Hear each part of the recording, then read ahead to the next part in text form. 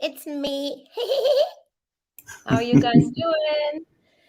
Welcome, everybody, to today's show. Welcome, Dave. Good Dave's, evening, good morning.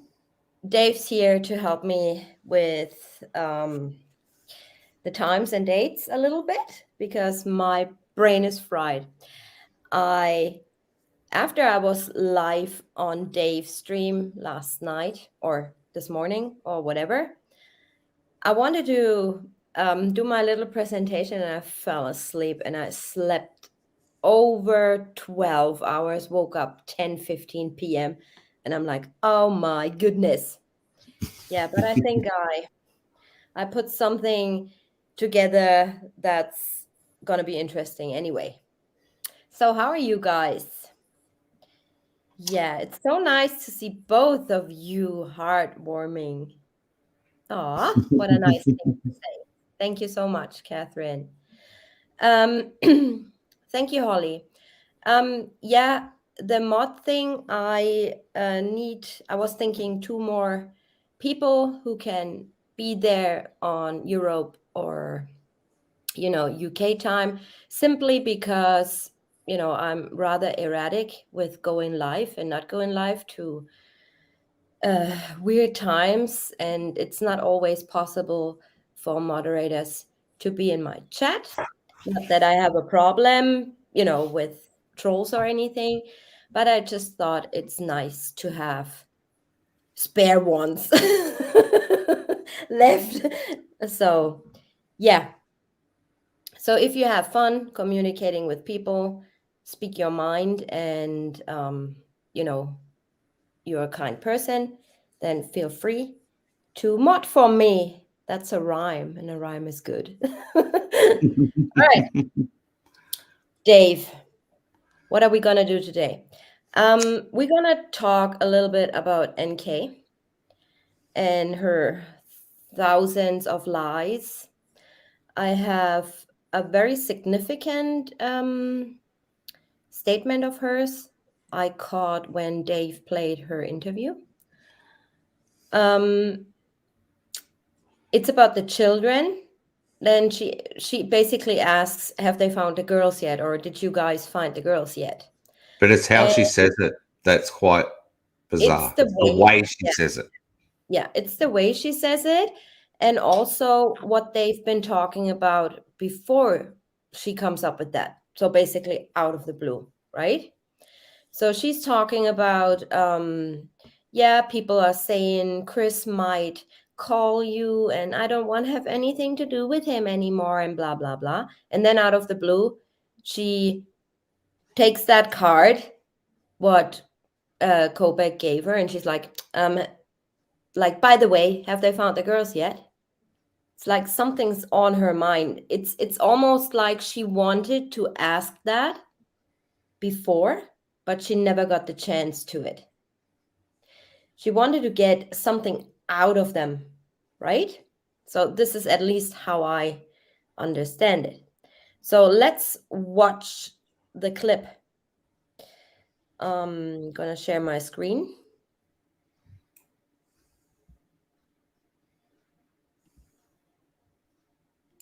And listen carefully what she says in the last 1 minute. But in the start, I put something really ridiculous as well. I'm in the process to put little screenshots of her lies into her interview so you can see it black on white where she's lying, right? But this comes at a later date. So now let's listen. Oops. That wasn't my intention.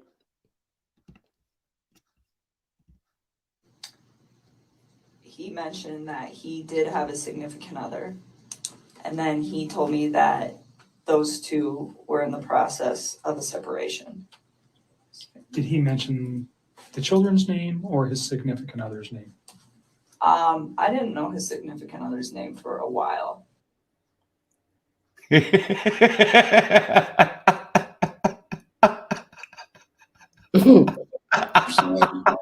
Oh, that's so good. Yeah, this is what I basically am working on, her interview, and then edit all her lies into this. But I'm not that far yet. So I thought I'd give you a little sneak peek. Now let's listen to this. From what we were discussing, they can get the discoveries from you I guys, don't and wanna it's, deal with him it's- anymore. it's Mark less already than- said, he's like, he might try to call you. I think I'm gonna just ignore that. Who? Chris. I don't know. People tried to call me. I heard, did they find those little girls yet? Wow. And they thought, well, they knew where they were at. You don't know yet, because you've been in here with me. Right. Oh my God. So she is saying, did they find the little girls yet? They know where they are. Let's listen again. Like out of the blue, she says that. And this is offhand. What? This is like offhanded. Like if you look at her right now, she's got no reason to even ask this question. She hasn't been asked anything directly Right. at all. They're talking about something completely like about the discovery. And now she just throws it out there from left field. Yeah, that's why I said, out of the blue. And I think she had that question on mind the whole time, but didn't get the chance to ask. Yeah, weird. Let's listen. Those little girls yet? Oh. Wow. A little bit further down. I don't know. People tried to call me. I heard, did they find those little girls yet? Wow. And they thought, well, they knew where they were at. You don't know yet, because you've been in here with me. Right. Oh my God. They thought knew maybe where they're where at. So how can she know that? That they know where they at?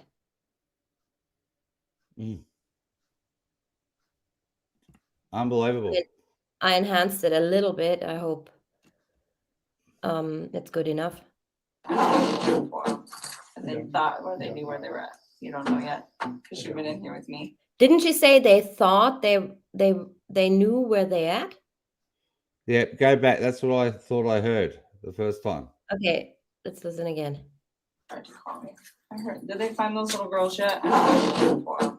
And they thought, well, they knew where they were at. You don't know yet, because you've been in here with me. Right. Ah, you thought you hear maybe you know where they're at because you've been in here with me. Well, the day before, she'd already given all this information, I believe, to the FBI. Right. And Anna Brown just wrote it in chat. The way she has written it, wow, she told them. Yes, she told them. Without a doubt, 24 hours earlier. They Yeah. knew from her. Right. So this is 8:37 p.m. 27, And yeah. they just recovered the girls. Yes, they had just recovered the girls. That is correct. Yeah, that's an interesting question, Angelica. Why doesn't she ask about Shanann? How does she know that Shanann and the girls are separate? Exactly. And this is what I said earlier.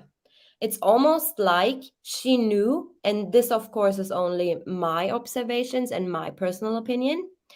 It's almost like she knew, Shanann is in a shallow grave and easier to find than the children. But you aren't going to find them in my hidey hole I chose. Yeah. That's the way she's expressing herself, as far as I'm concerned. Right. Where is it? It's despicable. Let's listen to it one more time and then we move on. Look at her face expressions as well, and just her overall body language. Mm-hmm. I don't know. People tried to call me. I heard, did they find those little girls yet? Wow. And they thought, well, they knew where they were at. You don't know yet, because you've been in here with me. Right. Oh, my I goodness. find the whole thing very weird. If And then her dad goes on, to distract a little bit.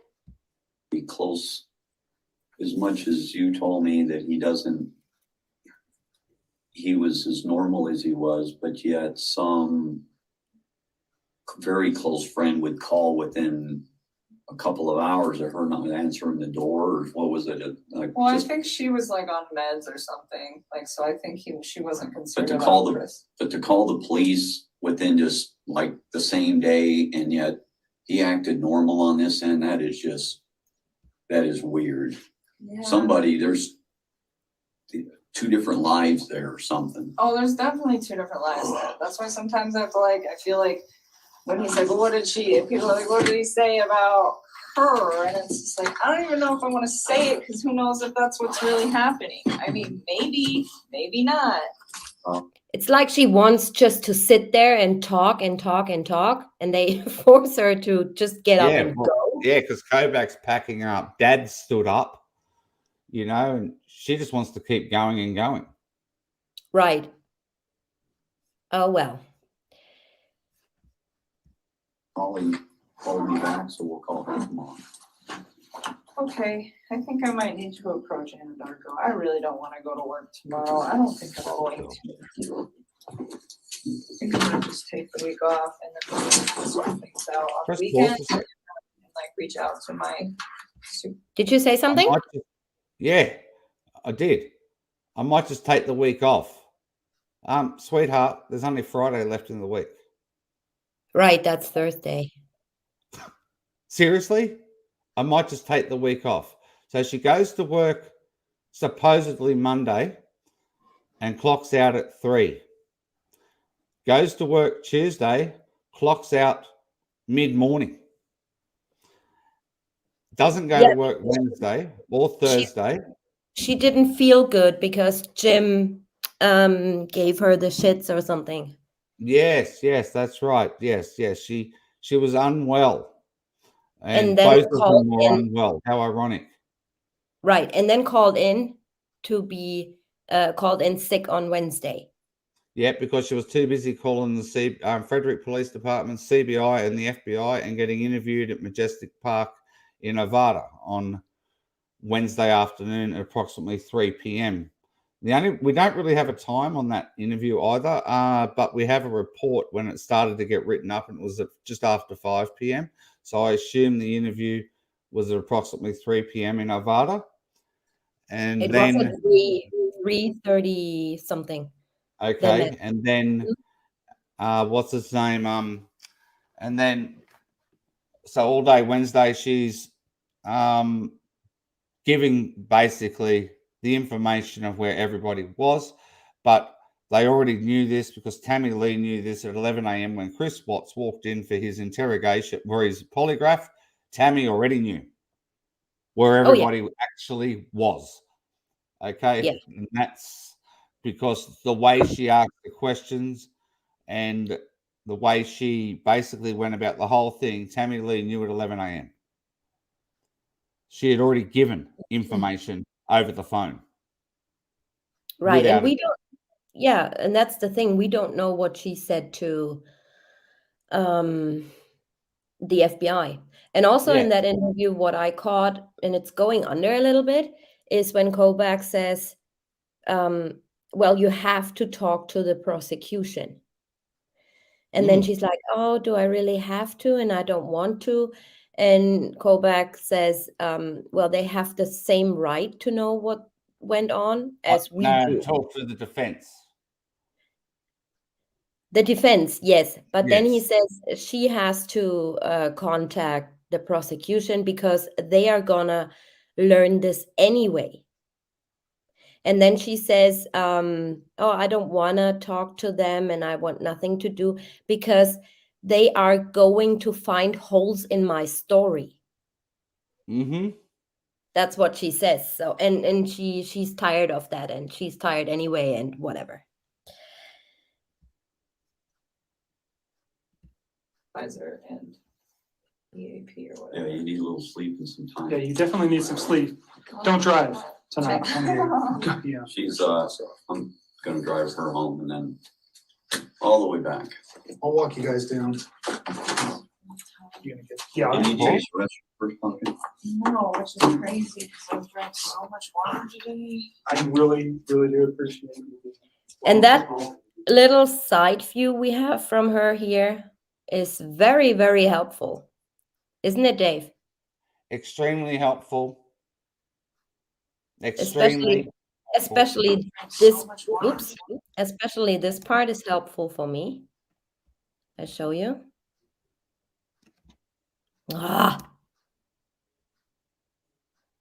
This one right here. Yes. See her hairline, the ear, ponytail. Yes. That's very, very helpful. All right. I've just lost train of thought. Yes. Dad just said, I'm going to take her home now. Now, this is what he said right at the very end then. Yeah, because they picked her up for that interview at her request. Okay. Well, she's She actually. never came with She her never went home. vehicle. What? Her phone bill, she's making phone calls from Denver or to Denver from somewhere else. Maybe she was after the interview. at freaking Gym Safe Space. She was somewhere. Yeah, she wasn't home. Yeah. Do you want me to pull up the phone bill, or because you're looking like that is a question? Yes. Well, the thing is, it's where she went to. Dad just said, I'm going to take her home. It's where what? Yeah, that's also true. Mm-hmm. She never wanted them. She made it really difficult for them to just basically say, you know what, let's have a look in your truck. Well, she made it impossible. The warrants were already written up for her unit and her truck, and they chose not to act on them. Right. So do you want to see the phone bill? Please. Okay. Good. Hold on. Thursday evening for the 16th. The evening of the 16th. 16th of August. Yep. Okay, give me 1 second.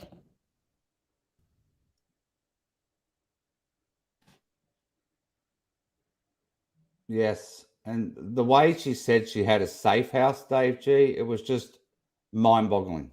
It blew my brain. Like, it just blew my brain. Like, who says a safe house? Seriously. Not, I've got a friend's place to stay at. No. Let's throw in all these military terms throughout the entire interview. You know, safe house, standard ops, all sorts of things. Crazy stuff that she actually uses in that interview is all military terms.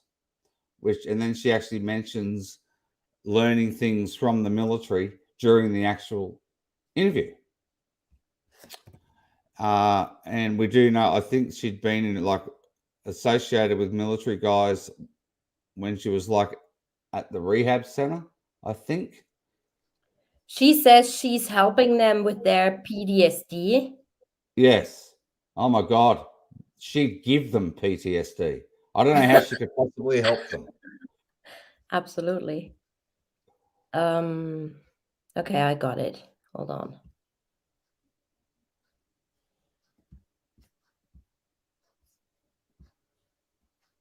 All right, what are we looking at? A little bit lower down, please, below the 12:32. Right. She goes in at 5 p.m. for the interview. So What date are we on? 16th of August. So just keep going down. You're on the 16th. So we go a bit further down. And she has August 16th. Right. Just back up a second. Right. 7:13 a.m. She filed. Okay. All right. So at 4:30 is her last phone call. All right. It Right. originated in Commerce. And then she has her actual interview. Okay. Then the next morning she's in Thornton. All right. So she didn't. But it was who she was calling. She spoke to her father. Who's that? I think that's her father, isn't it? 7:13 a.m. Or the three numbers, those last three numbers. Look at that. This one? 413. Yeah, I don't know. that one. It's those three numbers that August, well, higher up on August 16. Okay, and then you've got just then. No, you were there. You were there. See, here it is again. There it is again at 3:58. Here they all are. Look at them.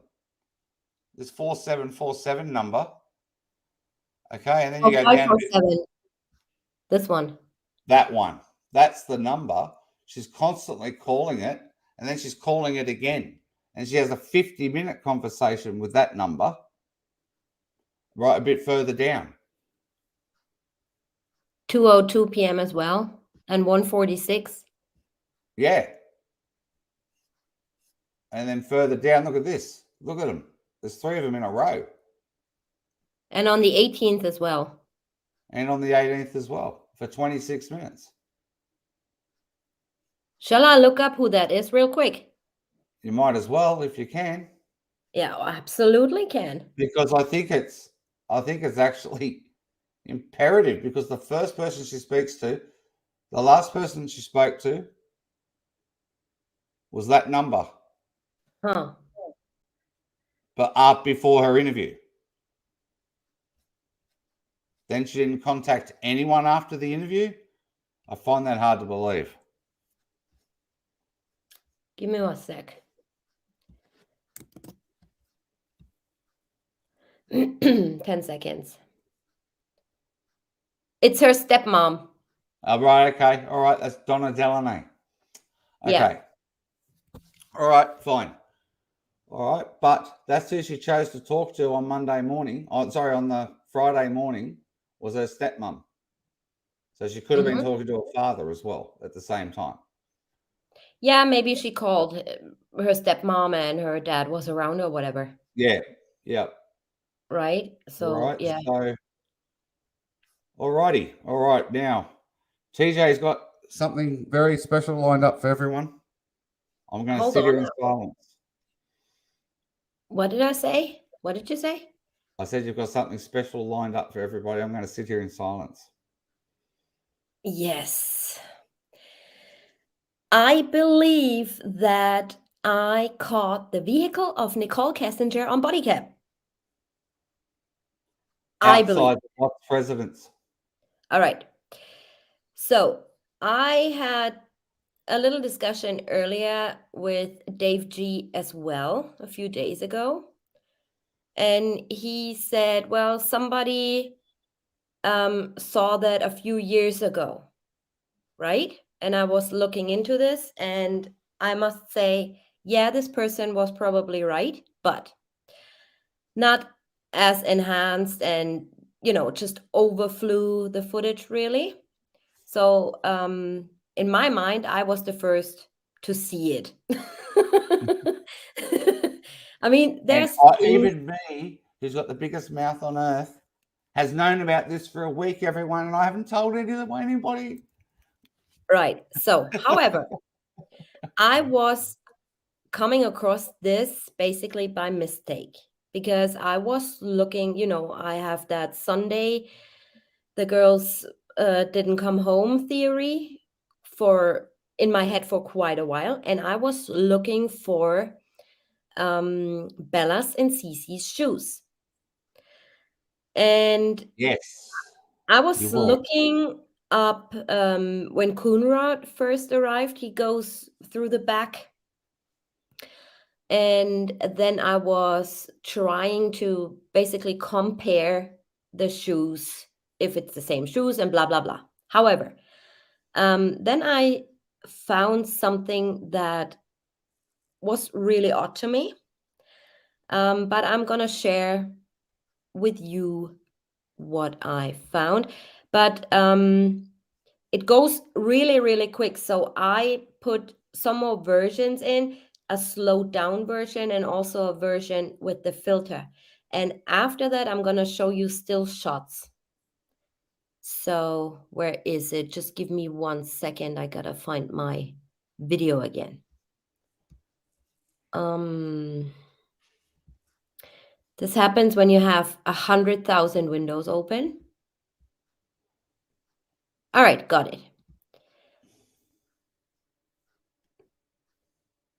So I would ask you to look really closely. I just let it run the whole video, and after that we can dissect it, okay?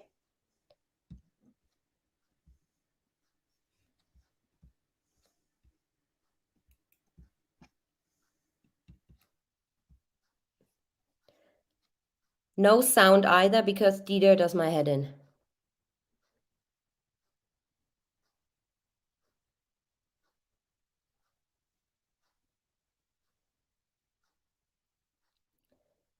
Watch closely between the houses. Here.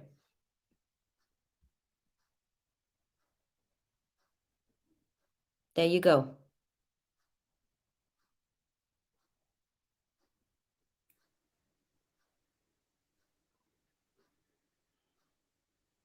That's it, everybody. That's the show for everyone. Okay, that's it. What? Nothing. I was just saying, that's it, everyone. That's the show. That's it. That's all you get to see. No. Okay. I just saw that I have the wrong video. Hell, what's going on with me today? But that was the actual vehicle going past. No. That was the actual vehicle, but I wanted to show better footage. Yeah, there it is. I have it. I'm sorry, you guys. I'm so tired. Yeah. Yes. Okay. Okay, everybody. This is at 11:53 a.m. 11:53 a.m. Exactly. All right. I just Okay, let if it she run. clocked out at 11:30, she's in Frederick on time. 11:53, 5:53 for the body cam. All right. I just let it run through, and then afterwards we can discuss.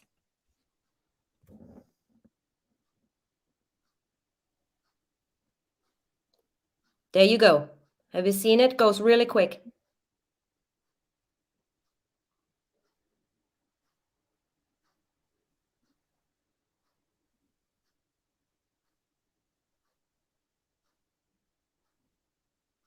She's going to come back Full speed.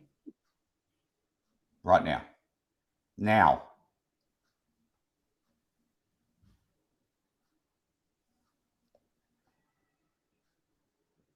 That's correct, Debbie McLean. It's 11:53 a.m. on So Tuesday.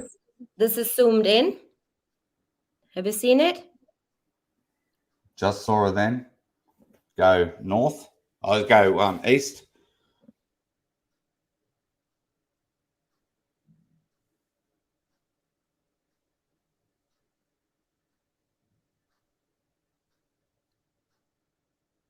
Here we go.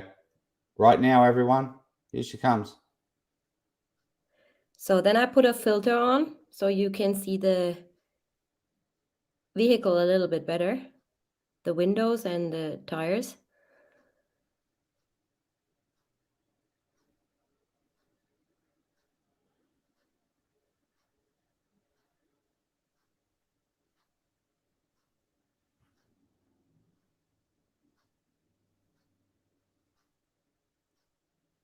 There you go. There she goes. This is the slow motion version.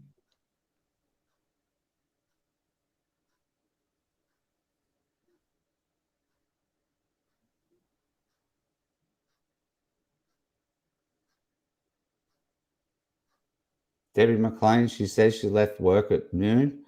Yeah, well, she said she clocked out at 3 the day before and doesn't talk about the time of day she got there.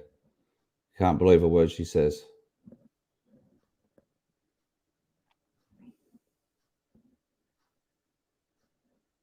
Because Chris is standing there, everyone, facing this doorway. There she comes.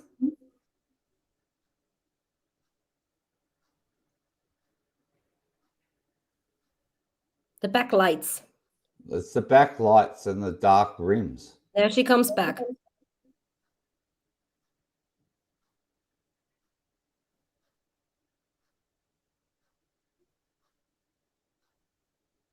This is slow motion with filter.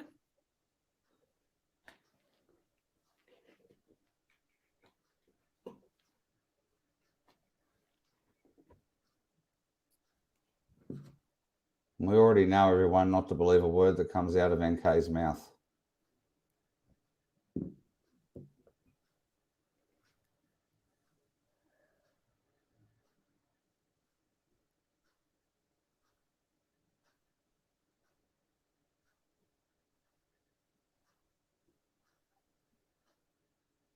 This filter's on here, everybody, to show you the dark windows, the dark wheels, and the There she comes. rear lights. And the rectangular shape of the wheel thingy. You see that pretty good here. The with that wheel film. arch. Yeah.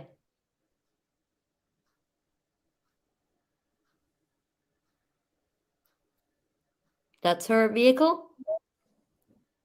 That is correct.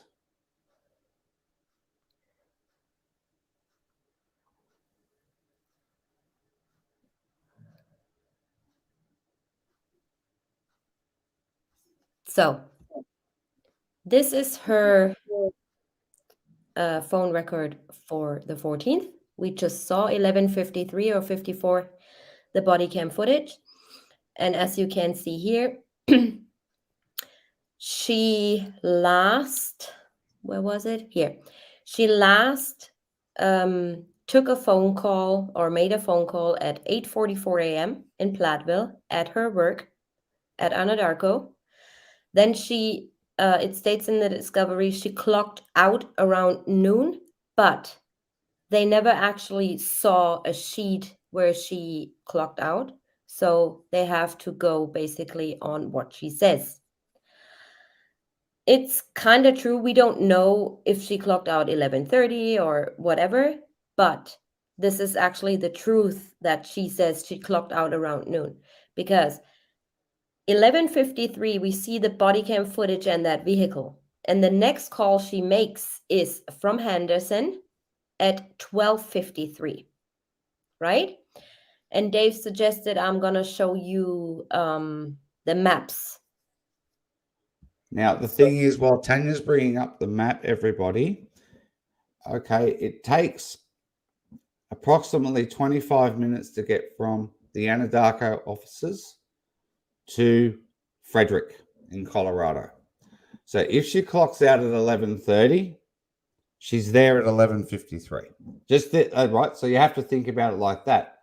But if she clocks out at noon, you are about to find out. Okay. It's about a 30-minute drive during the day to get from Platteville to Henderson. So Right. she would have been there at 12:30, not 12:53. Exactly. Okay. So what she's then going to do is have, okay, Tracy. Tracy, that Yeah. might be true that there are a dozen millions of Toyota 4Runners. The thing is, the route she took behind those houses, they had no through road to go on the Highway 52 back then, right? And We see the house the was built. lorry. We see the lorry that's on the road further down, and I can show you exactly where she actually went. So this is Saratoga Trail right here. Up the top. And she everyone. went this way. Yep. And that other truck, that big lorry we see, is further down here. But I'm going to show you on maps. And then you'll understand the time it took her to get there.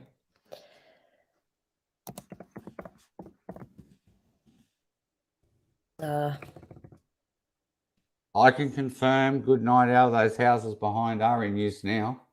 I can confirm that well and truly. They are now, and I recently found out that they were all sold only in 2019. Mm-hmm. At the end of 2019. All right, let me share this with you.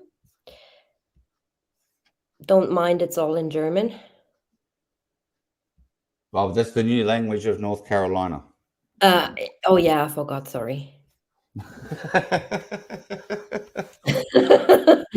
All right. So she came from here, turned around, and came back. The big lorry we see is driving on Billings Avenue, Avenue. right? So the other weird thing is, if that was a vehicle from a construction company, why are they coming this way and then speed up going back? There's no reason for them to do that, right? They know, construction workers, that you cannot go through on the main roads or on the highway, go in this way. And back then, there was no through road here. And she could only get there down the left where it says Burdock Court or Crescent or Court, whatever it is, down the bottom left-hand side where Billings Avenue, Burdock Right, meets that little street that she was in. exactly. So we want to go to, where do we want to go? Henderson, To right? Henderson, No, we want to go to from Platteville. Platteville.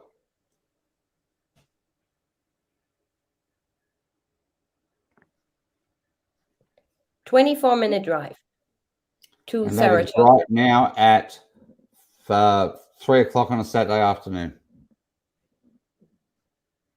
Right. So Platteville, Henderson is right here. Right? So it Well, takes her, further it down. takes her around 25 minutes, let's say, due to traffic, to get to Saratoga Trail Correct. from Platteville, right?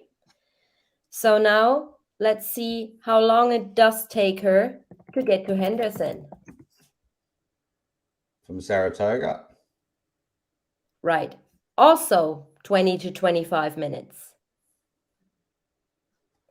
And if she's So- there at 5 to 11, 5 to 12, everybody, she's comfortably in Henderson on time. Exactly. So her pinging in Henderson does make actual sense because this is the overall time. Hold on, I'll share this one again. This is the overall time she needs to get there. Oops, where was it? Some people are actually making it, this is actually making a little bit of sense now if you want to think about the shovel guy, because he actually walks down to where she is. Yeah, but I don't think actually he has anything to do with anything. So Yep, absolutely. But I'm just addressing a lot of people questioning it in chat. That was all. yeah. All right, you can't see chat, so We now know that it takes her approximately an hour, to get to Henderson if she drove through Frederick. And this would Correct. match the time, 12:53, it takes her to get to Henderson from Frederick. Clocks out around 11:30, 11:45. Drives to Frederick, seen on body cam. Mm-hmm. And then from there to Henderson takes her another 20 to 25 minutes. So the time she makes that phone call does match with her being seen on camera, in my opinion. And I'm 100% with you on this one, because we're going to show you now. Everybody, TJ showed me part of this before we went live. Wait till you see the next lot of screen grabs that she's going to show you. You are then going to go, yes. Yeah. I just want to go back a little bit real quick. Yep. You can see here, well, maybe the filter isn't the best, but The first one on that one is the better picture when it This goes is the what other way. yeah, this is what I put together like in 5 minutes. Due to me Genius. being asleep. All right.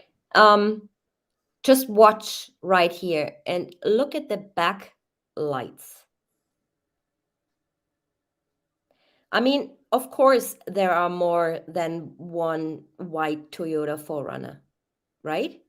But it's too much of a coincidence with the time schedule, her clocking out, her being in Henderson. It just matches.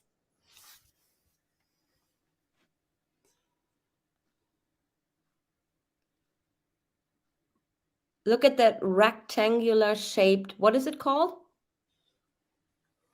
Dave? Well, the wheel arches. Wheel arches. Okay. Yeah. Look at the back lights.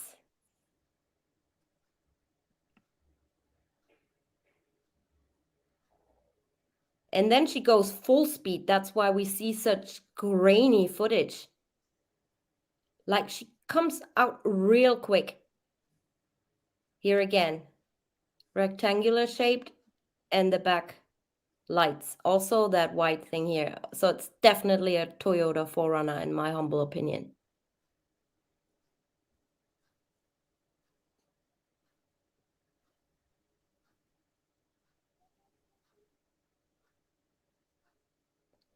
It looks a little bit different than for you guys than it does for me, weirdly. But yeah, I think you get what I'm trying to say. Oops, there you go. Oops, she did it again. Oops, I did it again. I was thinking in the start this is a van, but no. And you could see how the neighbours could easily mistake it as a van when they were describing it in their interviews. Yeah. So when she comes here from the right, going down that little road I just showed you on the maps. The lorry, however, or the big truck is over here On Billings Avenue. on Billings Avenue as he goes probably towards the highway. Because Billings Avenue actually forks like into the highway. See this one? He's Yep. way further down. He is. There she comes. And she goes full speed. Now Oh let's yeah, watch. she's going full speed to the end of the road to turn left. Yeah, so when she comes back, she goes full speed. Let's watch this real quick again in the original body cam. Just remember, there's no sound, everybody, because the dog's barking.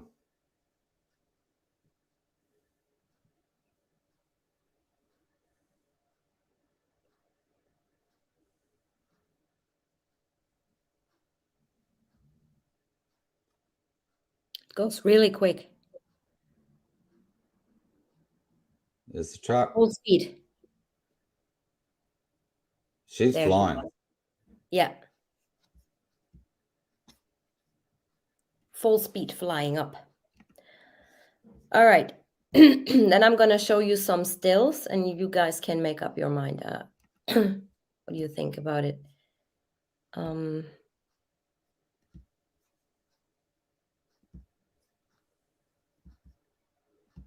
All right. So this is the best I could catch. Like I said, I could have done better, to be honest, but you know, I put it together in like 5 minutes. The wheel arch, what is it called? Wheel arch, wheel well. It doesn't. Yeah, Wheel same arch. thing. Okay. Yeah. I think that's the same. That's the same one, in my opinion. It's a rectangular shape, if you know what Yes. I mean. But you can just it. That's just absolutely amazing how you get a mirror image of that actual, just so you can get the vehicle going left and you can see what it would look like on the other side. Yeah. I mean, that's just The more I zoom in, the grainier it gets, obviously. But yeah, the backlights here, it absolutely does match. it does. That's not a good picture, but here, same thing.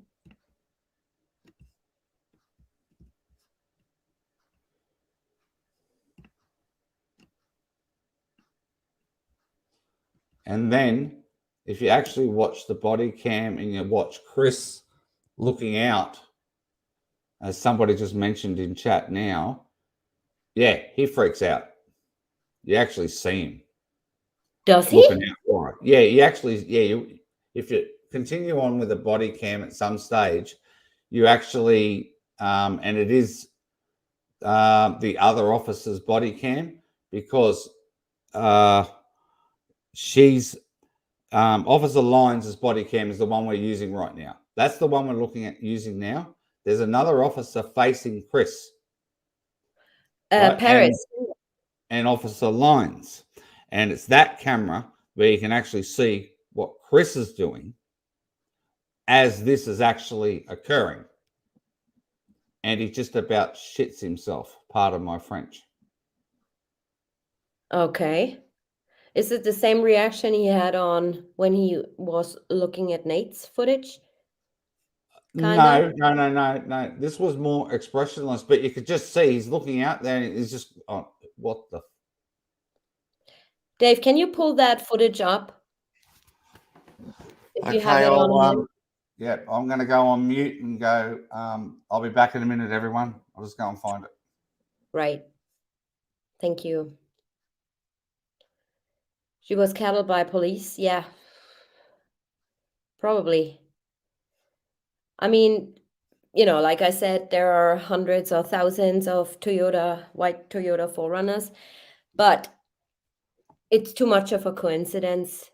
Her driving there, her arrival time in Henderson. It's too much of a coincidence. Kelly, I think the rims are the same. But yeah, like I say, this is just my opinion. It's a shame that she goes by so quickly and I couldn't slow it down anymore with the program I'm using.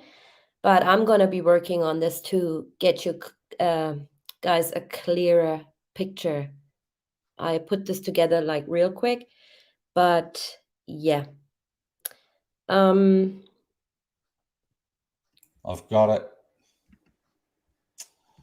Okay. Exactly, Tony. How many would be in that exact spot? This is what I was thinking. It's too much of a coincidence. And she was nosy anyway. Okay. I share your screen, Dave. Thank you. I have not this oh, maybe we can spot it on Paris body cam footage now.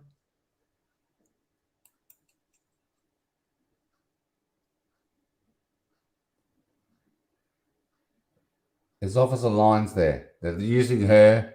That's her camera. footage. Yeah, I'm using. Her footage. Yeah. Right. And then she turns around and goes back.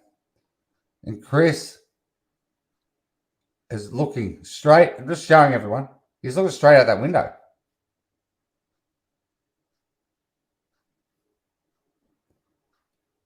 Uh-oh. I feel it. I feel it coming. Uh-oh.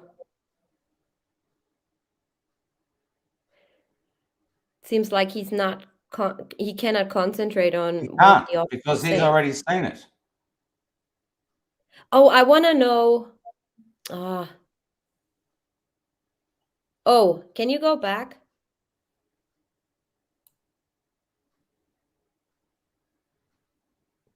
Okay, so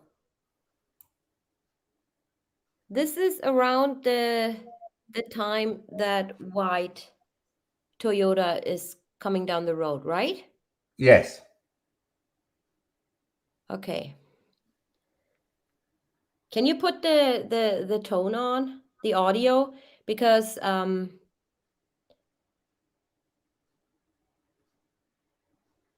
want to hear what they're saying to him actually. He clearly cannot concentrate.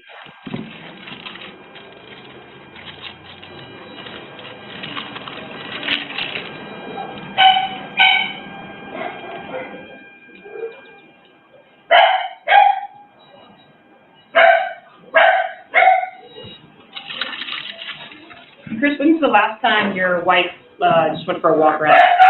Been a long, long time. Okay. And then how about your kids? They were in North Carolina for the last 6 weeks, so it was before that. Okay. And you said you went to a pool party on Saturday, but you drove there and home? I drove there. Now, he said Saturday. He said it when they were walking towards the door, and he repeated the pool party being Saturday again now. What, the When we pool all know the party pool- being Saturday? Yeah, but we all know it was Sunday. But he said, as they were walking to the actual door in this footage, he actually says it.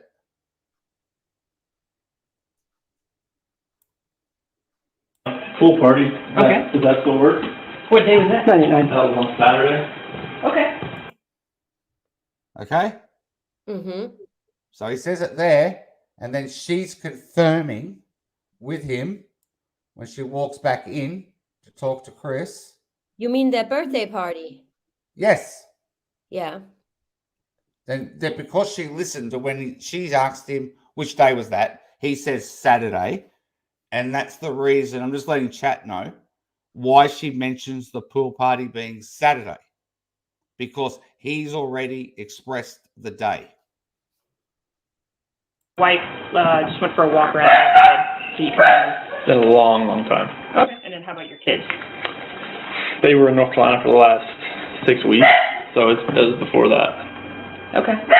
And you said you went to a pool party on Saturday, but you drove there and home? I drove there. Okay. Because she was in Arizona at that point. Okay. All right. We just want to make sure that when the dogs go out on a trail, they're not following something old. Usually it doesn't stick around for more than a week. So Okay. that's good news then. Swaying like crazy. Wow. Nervous as all hell. He has seen her, everyone, without a doubt. The same swaying around and, not being concentrated enough on what officers have to say. Correct. Same thing occurred when he is seen on Nate's. Correct. Looking at Nate's footage. Oh, wow. I never saw that. Thank you so much for sharing that. And thank you so much for suggesting that he was freaking out. I never saw that before, and I never realized it. Yeah, because the other footage, you don't get to see him until Officer Lyons eventually turns around. But it's too late then. This is basically just after the vehicle has driven past twice. Wow. And he's definitely trying to look out the door. Because Absolutely. he's like, why is she here? She wasn't Think supposed about to it, be everyone. there. Yeah, I know. I mean, how many times can we relate she wasn't supposed to be there to this case? Like, seriously, like, who were we talking about? It could be anyone. But here's another example. It doesn't make sense why she was there. Yeah. Yeah. Did he intentionally lie about the pool party being on Saturday, or did he get his days mixed up? I think he does this intentionally to, throw them off track a little bit.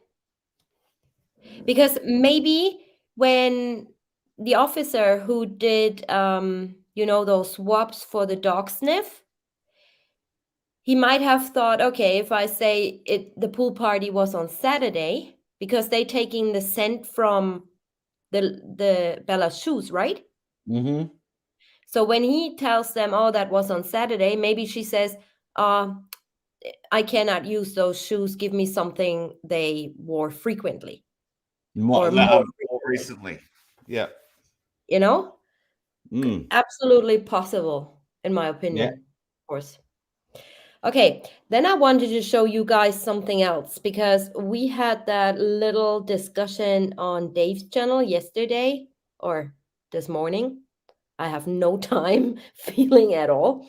From my old timeline live streams, I'm gonna just share with you. It's about the pictures and the phone calls Shanann made to Chris, and the last pictures, and that he resent the pictures from earlier in the day. Yes. Do you remember, Dave, what I'm talking Yeah, about? yeah. We're talking about when the children were eating cold pizza, everybody, and then he Yeah. resends the same photos to Shanann when she asks for them in the evening. He actually sends her the same pictures of the girls Yeah. from earlier in the day, and that was before the children went to the pool party. Mhm. And this will help you all understand why Tanya and I fully believe the children never came home from the party. Yes. If you just want to explain about what NA says in her interview about Shanann calling Chris at the airport, watch my stuff Yeah, for a Shanann quick did moment, call Chris and I at can pull the this up. airport, and when she got off the phone, she says, "Well, he said that he had been working. Well, firstly, he said he was asleep. Oh, sorry, no, that was the text messages. He actually mentioned that he'd been working out with her. That's what he actually said to Shanann. What he'd been doing. He'd been working out. Yeah, but she said also she could tell that he wasn't at home. Yes, she did. Yes, yeah, she could tell he was not at home. And this was after he'd apparently sent the photos of the girls from earlier in the day. Mm-hmm. All right. So this is the old stuff I put together last year. So these are the photos he sent to her at 10:32, and we're talking Sunday. Sunday 10:32 morning, the hours. 12th. Sunday, the 12th. Mm-hmm. Shanann asked Watts to send her some pictures of the girls. I missed them. He sent her these two eating cold pizza. Right? Okay. Then we go on to, where was it? So he's texting her about the sea scrolls and all that stupid stuff. So then here, 13:30 hours. Watts took photographs of the girls playing in the distance in a backyard near a small pool. Lindstrom, at the Lindstrom party. Then they text and text and text. 15:56 hours. So shortly before 4 p.m., Shanann asked if the girls had fun at the party. Watts said they were still there and they were having fun. Shanann replied, "Good, I'm glad. Okay, love you." Watts did not respond. Can I say something right now? Absolutely. What said they were still there having fun? They Mhm. were, it was, wouldn't he say they were still here having fun? Yeah, yeah. But this is like the technician basically says Stuffing it what, up again because he should have written what said they were still here because that actually questions whether Chris was there. right. And the Lindstroms, I think he said they left 3:30 ish. Yeah, 4:30ish or something. Chris said he got home between 4:30 and 5. That was what he told them in his interview. Okay. Well, that's not true. We know. So he's not replying to Shanann, but he's telling his mistress that he's pounding fruit and had a jar of asparagus. Okay. Then again, he's searching those volcanoes. Then here, at 6:44, a photo was created in his image file documenting the temperature setting in the refrigerator. Shortly after that, 3 minutes after that, a photo of 4 chicken breasts on a barbecue grill was created in his image file. Again, these are not pictures he had taken with his phone. They are He was screenshots. searching Google or whatever and saved those images into his image file. If he would have taken those pictures from his refrigerator or from his barbecue grill, the technician would have said he took a picture of this and that, because she always says so when he takes a picture. So then, out of the blue, at 5:06, Watts told Cody Roberts, I have the whip checks for the Survey 629. I'm gonna go straight out there from my house in the morning. I will look at the 319 as well and run the 1129 if you want. Out of the blue, like this is... Out of the blue. Yeah, this is wrong in the discovery. So he did that before he looked up the refrigerator and the barbecue grill chicken breast. Yes. This is wrong in the discovery. So this should be further down. But anyway, you get the picture, right? So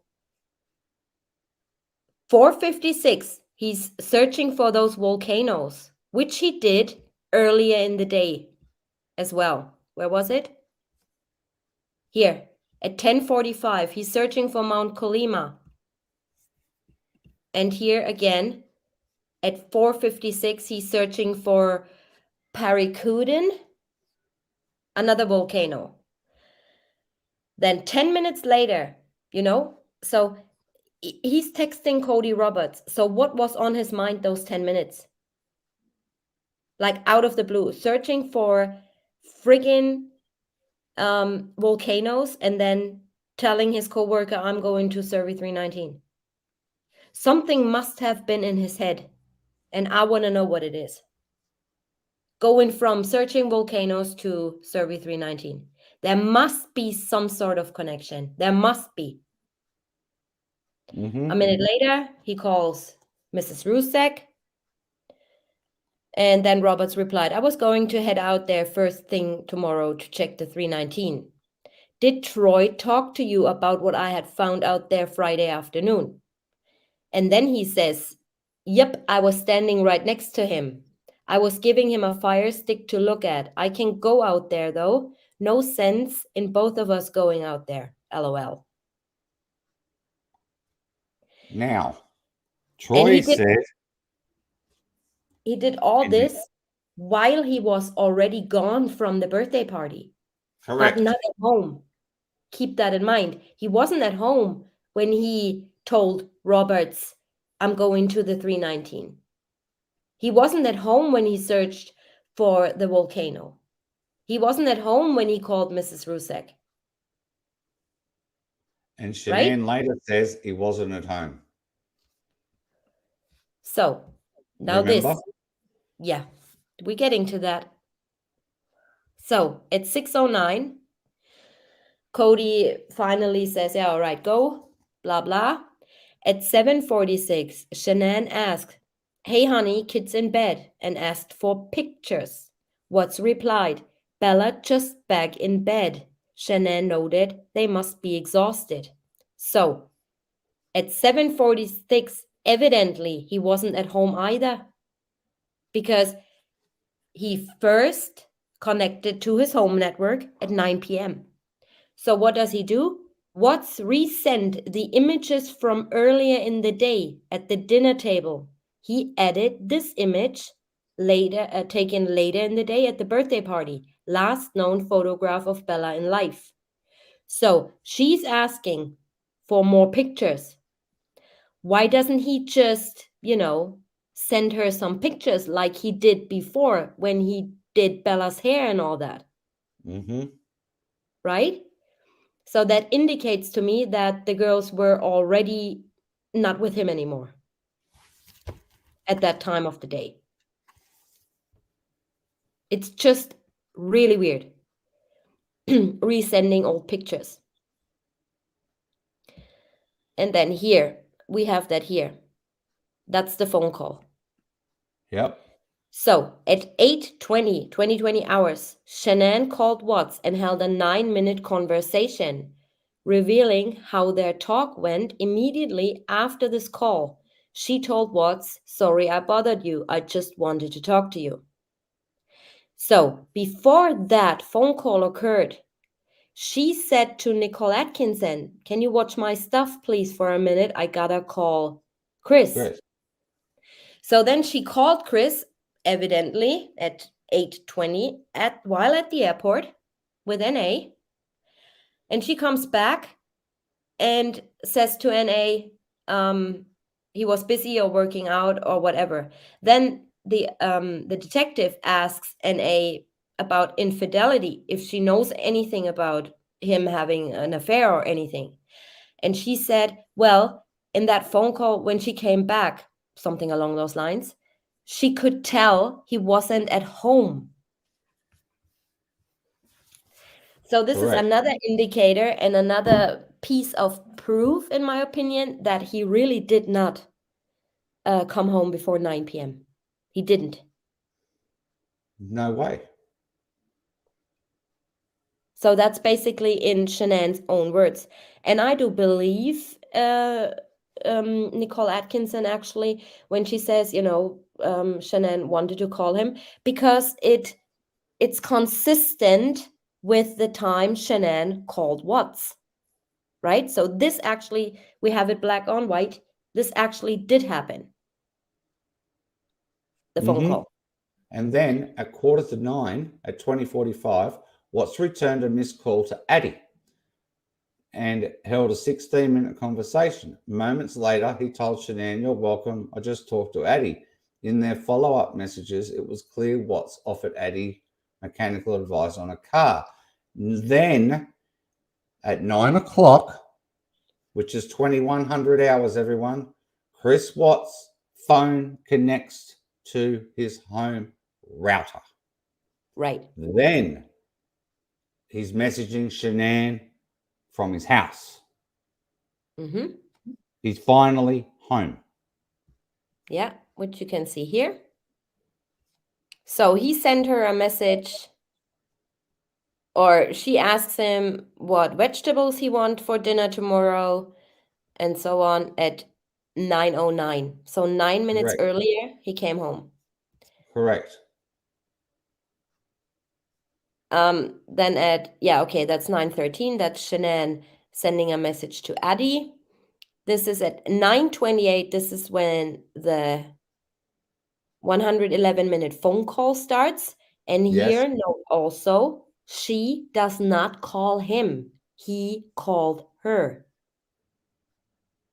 And 11 minutes later, Nate's cam detects motion. Now, can you bring up your maps again? How long does it take to get from North Glen to Saratoga Trail? Yeah, in a second. Okay. So 1 minute later, obviously he's on the phone with NK. Shanann calls him again, and he doesn't pick up. Right? Yes. Then I have it here actually. At 9:37, Nate's cam detects motion, headlights captured. That's here Yes. on that Sunday. Yes. And then I actually did that back then. Look how good I am. Ha! You just said pull it up on your maps. Right, 21 minutes. Righto. There you So go. between 20 and 24 minutes. I have Yep. no clue at what time of the day I did this. Yep. So let's say between 20 and 30 minutes, okay? Yep. Yep. All right.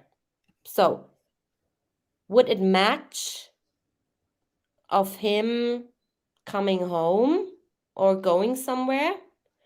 So the call starts at, what did we say? 9:28.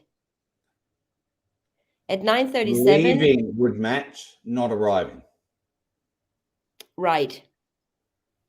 Leaving would match. Coming Yes. back would match also. The 9:45 would at that time of night, more than likely that could be getting in a vehicle. Right. Could be hers. Correct. Picking it up. So at 1:44, however, he's still at the phone. Shanann saying, "Try calling you to give you an update. Was starting to board and they announced that our crew is not here yet." 9:45. This is when those headlights appear again. Yep. She gets an alert of her flight. Mm-hmm. Then Vivint has an update in his router. Then at 11:08, Shanann's flight takes off. Before that, she sent a message to Karen Epps telling her that they will see each other at the school tomorrow. So Karen Epps, her friend, also puts her girls, or I think she has a son, I can't remember, going to the same school. So at 11:19, the call between NK and CW ends. And Correct. as the call ends, he's walking in, and like seconds later, he's connecting back to his home router. But we already know that this happens whenever you get off the phone. So we've already figured he could have been, look, honestly, he could have been at home the whole time. And that's why his phone reconnected with the router, because he'd been on the phone the whole time. Yeah, absolutely. Okay? But then We already know this is what occurs. yeah, but how do you explain the 4 or 5 hours? Oh, the earlier hours we can't, but I'm talking about between 11:18 p.m., between 9:28 and 11:19 when he gets off the phone. The Yeah. call starts and then ends. He could well have been in He the could have house. been at home. Okay, Absolutely. he could have been. We do have to say that, but it's highly unlikely, everyone. All right, but he could have been, because every time he gets off the phone, his phone reconnects with the router. Right. A minute later, he sends Shanann, he replies to Shanann, holy crap, sorry, I passed out on the couch. That's Yep. gonna be late. So 4 minutes later, another set of headlights appear in the driveway. Correct.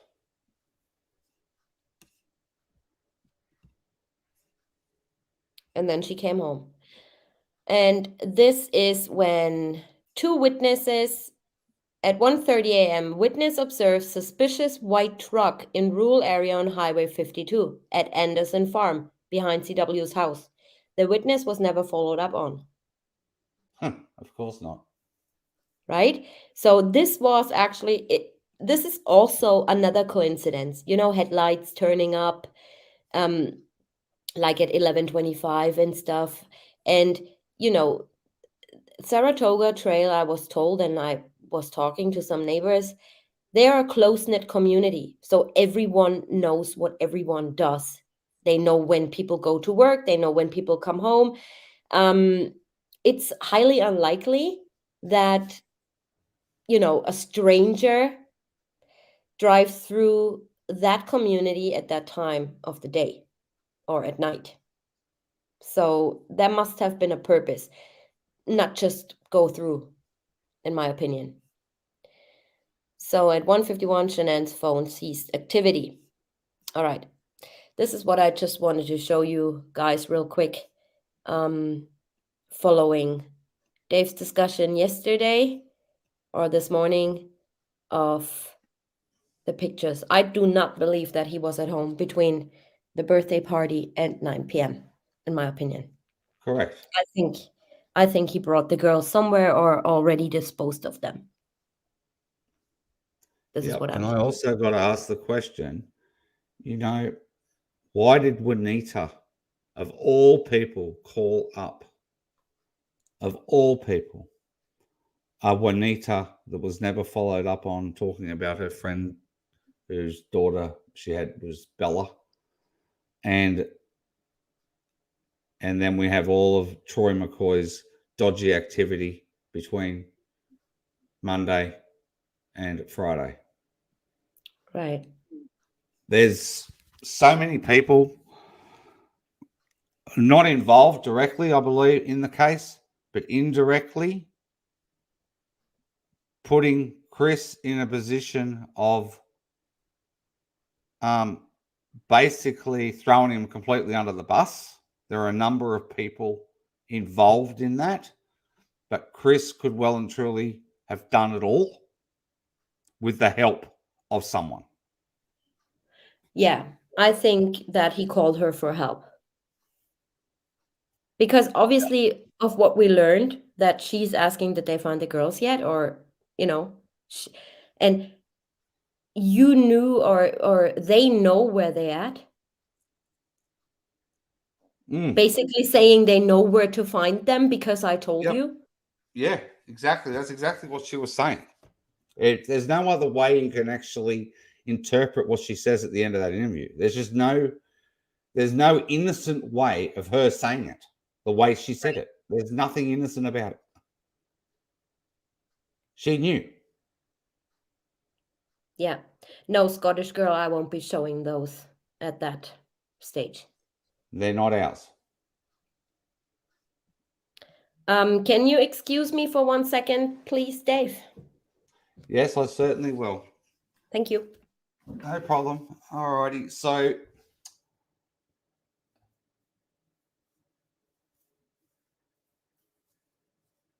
welcome everybody. Thanks for being here. I hope you're all being well behaved for TJ's mods.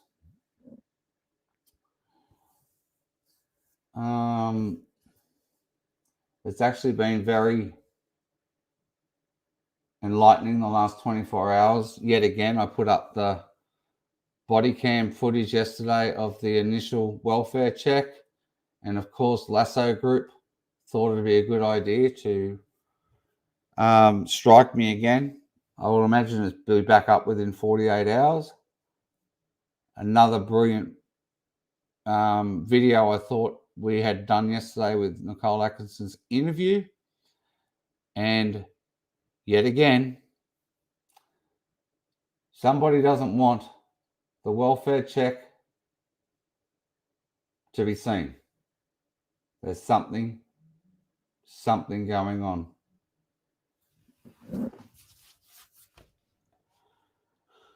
Yes, Big T, that's what I would call them too.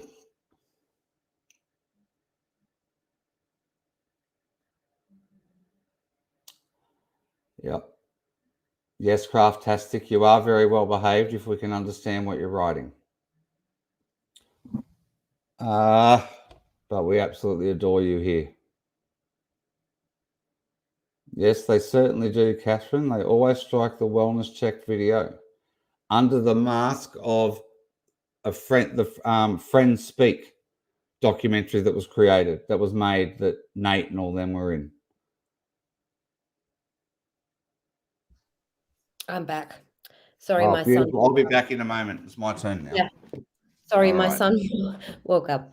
I'll be back in a sec. I was just talking about my video getting taken down again yesterday, and now it'll be back up within the next 36 hours, I would imagine. But yeah, it's frustrating. should sue them.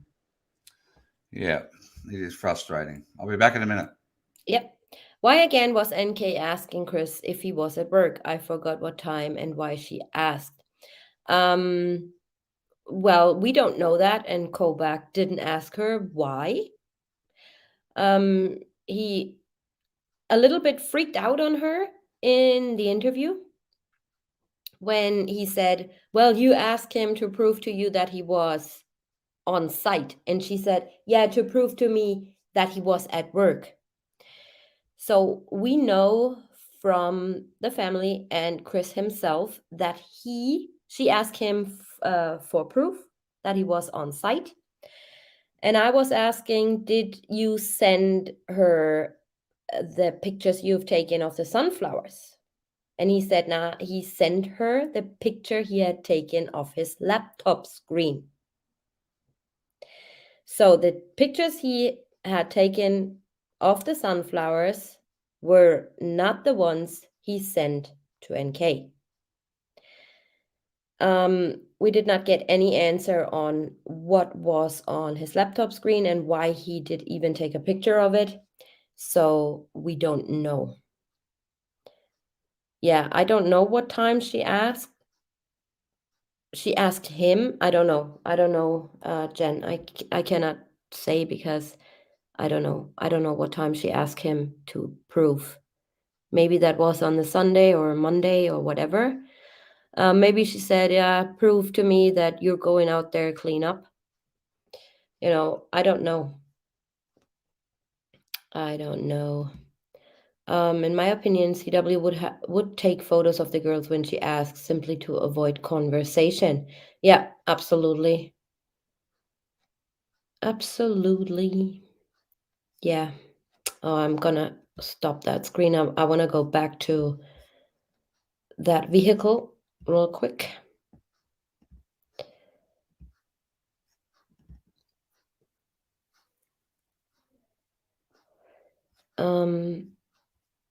Where was it?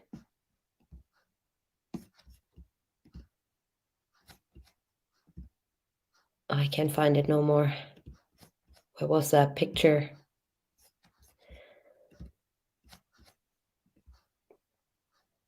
Ah, here it is. Yeah. I just think it's still, just coming back to this for a second, I think it would have been too great of a coincidence. It's a fairly good theory. What do you mean? What is going on with you, Adrian and Marie and Tiger? Do you have your own little investigation going on in my chat? I want to hear everything about it. Okay, Adrian, cover for Marie then. If the girls were put in the tanks on Sunday, that would explain the crude oil and decomposition more clearly. Yeah, absolutely. I mean, it's a possibility, you know. You gotta just look at what he did earlier before he did all this, and let's say he disposed of the girls and did it all by himself. He called NK for help and whatever, right? Yeah, I think it's absolutely possible. He looked up so many things. Then I just want to know what was on his mind that very minute. Out of the blue, he's doing things. And something else I have caught in that interview is she's telling Kobach and her are talking about when they first met and how many times she was at the house, and she tells him she was at the house twice, blah blah. So you gotta notice that the first time she went to his house on that Friday or Saturday, the following Monday, he goes out to Survey on the Survey side for the first time in ages. This was not his regular, normal field he was working at. He was working more in the Fort Lupton area, Hudson area, but not so much at the Survey sites. So what I'm thinking is, and I'm only theorizing here, what if there was a plan in place, or his thoughts in place of doing something like that or getting rid of them back then? Because we know that he wanted to please her. He wanted to please everyone. He did not want anyone to think bad of him. So when she came to his house freaking out,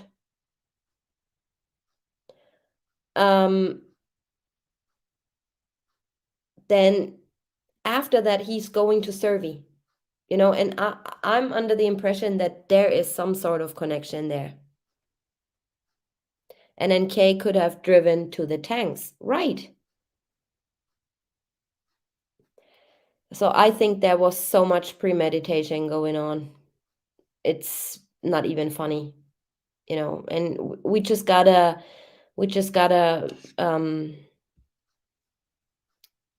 get off the thoughts that, oh no, he did not do this, he wasn't capable of. You wouldn't have thought that Ted Bundy killed, it's a bit of a weird comparison, but you wouldn't have thought that he was a nice guy too. And recently I spoke to, I've been working on some death row cases for quite some time, for years actually, and I have been talking to a guy too, and he was actually referred to me, and we just spoke, and he killed also his wife. Did not have any children, and I was, curious about why he did that. What was his motive? And I said, well, why did she do it? And he does not, he doesn't care. He's on death row, and he doesn't really care. He's not saying he's innocent or anything. And he said one thing to me. He said, of course I could have divorced her. She always belittled me. And he basically got an axe and, hacked her to death on the breakfast table because she made a comment about him having uh, pieces of an egg on his shirt, and this put him so much over the edge because he was putting up with what he thought in his mind was her belittling him and always nagging and stuff like that. So, and he said, well, of course I could have divorced her, but I had to kill her to realize that. Right? And what he meant by saying that is that at this very moment, he wasn't thinking clearly and he wasn't in the right state of mind to even put the thought in leaving. And he also said that he was committed to her, and it was hard for him to leave for whatever reason. Yeah, 48 blows with an axe she got. Unbelievable. TJ told me that story the other day. Jennifer Wolfarth. Tanya has covered this over here extensively in the timeline videos. I saw on another channel, Chris Watts was at Survey 319 in July. They found out. Well, we have talked about that here nearly a year ago. Okay. Oh, yeah. We know he was there in July. I can actually. Yeah, it was just another one of these weird coincidences, when she first or the second time after her birthday, she states, she's at his house. You know what? Actually, I'm gonna show it. Stop my cam for a sec. I'm gonna show the survey, the GPS. Yep. So I believe it was that Friday when she says she sat in the front room discussing his diet with him. Yep. Well, that was on the 14th of July, I believe. Yep. And the 4th of July, she went upstairs with the dog. 14th of July was the conversation about diet. And then, ironically, everybody, they had an argument on the 18th of July. And she drove from Chris Watts' house, because she pinged in Frederick again on the 18th. She drove from his house to Broomfield and had an 11-minute or 12-minute conversation with Chris after storming out of his house. People say, oh, she was never there on July the 18th. She certainly was there on July the 18th. Oh, absolutely. That's what her phone records give away. Absolutely. And every time, and we know this we know it for a fact, everybody, every single time her phone pinged in Frederick, she was at the Watts house. Okay. So on the 14th, that was a Friday. I wouldn't know. I wasn't there. I'm sorry. Yeah, I that was just a know the Friday. date. Okay. Okay. So she is there at the house and they discuss the diet. In my opinion, I don't think they discussed the diet at all. I think they discussed something different. All right. Here. So this is his geotab. On the 17th, so he did not go out survey the month before. Yeah? On the 14th, she's going in. They have a little argument. Was it the 14th, Dave? The little argument they had? The 18th, I believe the argument occurred. Was it? No, it was the 17th, no? Because she pinged in Frederick. 18th, on the 18th. Was it the 18th? Okay. Yes, On the 14th, she went to his house. correct. On the 17th, the following Monday, yeah, he's going to Yep. the service side. Yep. Yeah. So another All of them. coincidence. What? All of them. It went to every site, basically. 629, 1029, 1129, aka the dumping ground, and 719. Yep, he didn't go to 319. So if you watched my video on the survey 319, yeah, Mm-hmm. it was scheduled to be dismantled in 2015. Yes. Yeah, he did not know that, or he might have known this. So his thoughts, or her thoughts, or both thoughts of them was, okay, if survey 319 is gonna be dismantled anyway, nobody will ever find the girls, ever.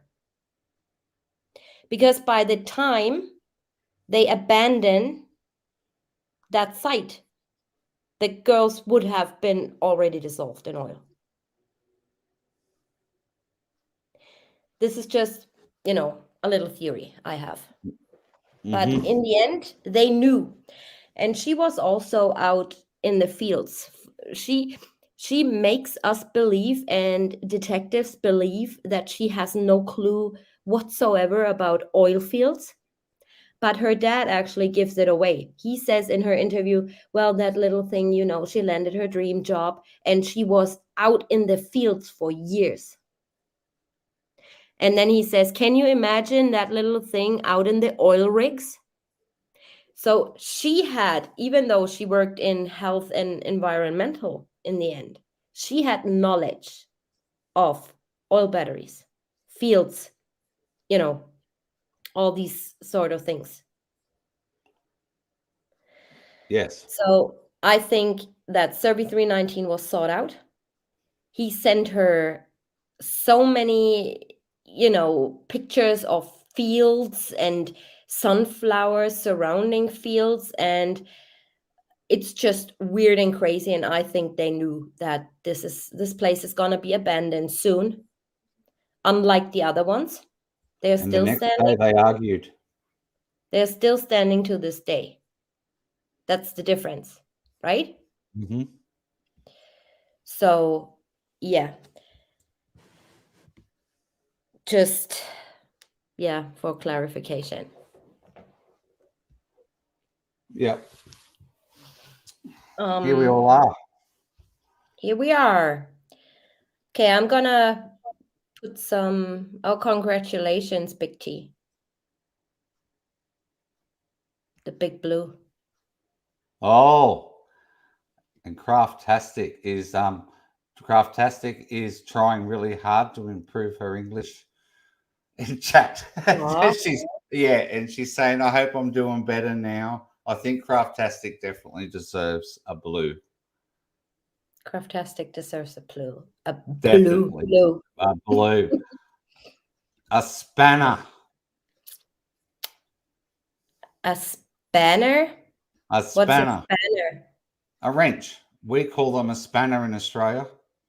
Okay. Yeah, as they do in the UK as well. But you call them a wrench. Well, Americans call them a wrench anyway. The thing that McCoy lost at Yes, Surrey yes. 319. A crescent wrench. Yes, the thing he went back out there to try and find. So he told the water truck guy. Yes. The shovel guy did not even look back at all the goings on. If he was just a random person at Workman, he would have looked back. It's human nature. I believe shovel was left by CW at side of the house. Well, if you want to hide something, make it obvious. But is it a shovel or is it I somebody think with it's trouble. okay, well, it Maybe could have he been has, earplugs in, listening to music. I don't know. yeah, maybe it could have been a surveyor's piece of equipment. Yeah. Tony, I don't think he killed anyone. I don't think he was capable of it himself. Oh, I do. I do think he was We're capable. all capable. Yeah. That's the thing. But this is where TJ and I really do differ, everyone. Okay. My honest opinion is he did not kill his children. TJ's opinion is he probably did. Hmm. Okay. But he definitely had help. That's the whole thing. And that person who helped him.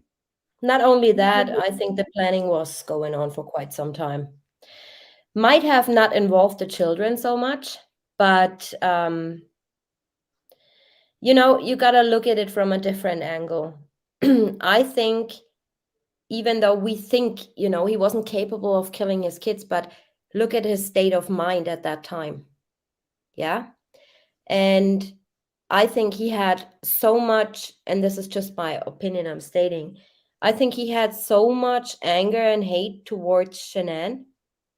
He wanted to be free from her. She was constantly nagging and belittling him too. Let's be honest, she did that without her probably realizing what she did. And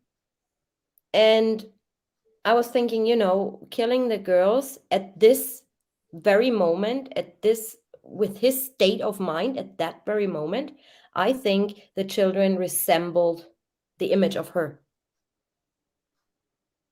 And this is how I explain that he might have been very well capable of killing the children.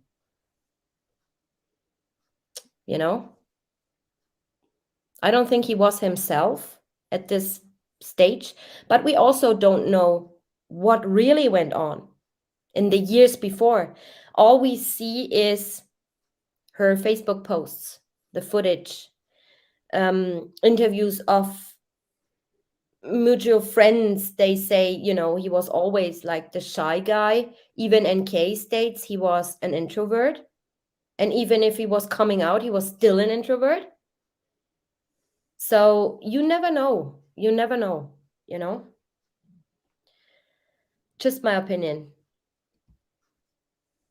I got away from that thinking that, oh no, he's not capable, and no, because, look behind the curtains a little bit, and then This has been part of many of our arguments we've had, everybody, behind the scenes over the last months. yeah. Tanya and I discussing this at great I mean, length. it's not an argument, but It's just you know, disagreeing. you cannot just look straight, No, and don't you see the can't. left and right. No, everything Right? has to be put into consideration. And the thing that leans me towards that he's involved with the children is not coming home from the party till 9 o'clock. That is crucial. It is Looking at crucial. volcanoes, yeah. And Mm. word is out there, or theories are out there, that he wanted to blow that site up. See, this is what I don't believe. I don't believe he wanted to blow that site up, having that can. I think he wanted to go back there and burn the bodies, or burn Shanann's body. This is what I think. He already put, or whoever, let's say whoever, so I please everybody, whoever put the girls in the tanks knew, they were gonna be abandoned anyway. Kids are gone, dissolved in oil or whatever.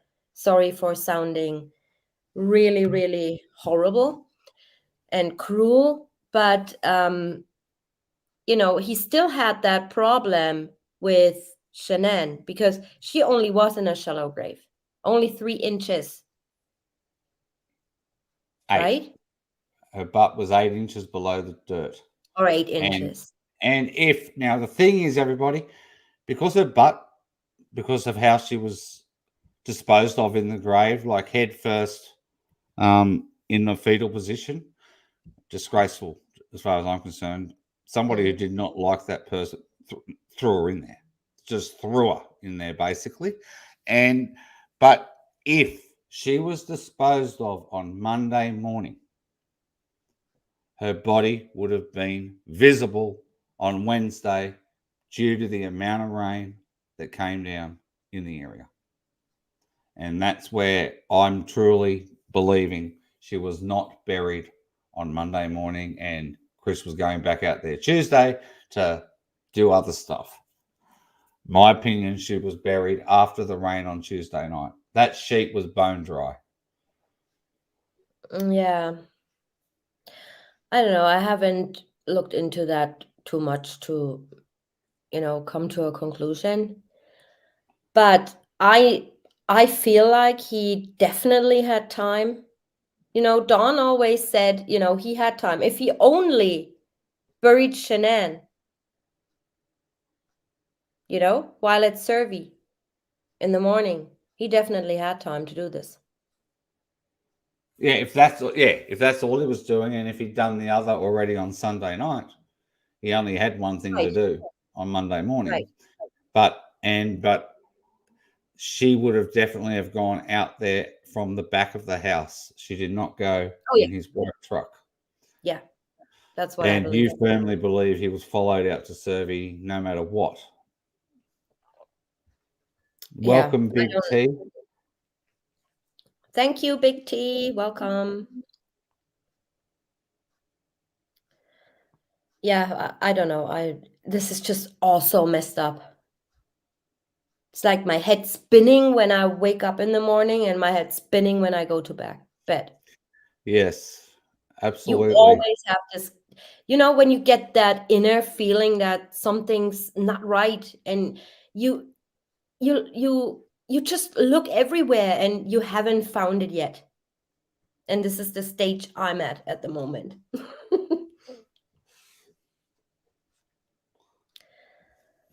Yeah.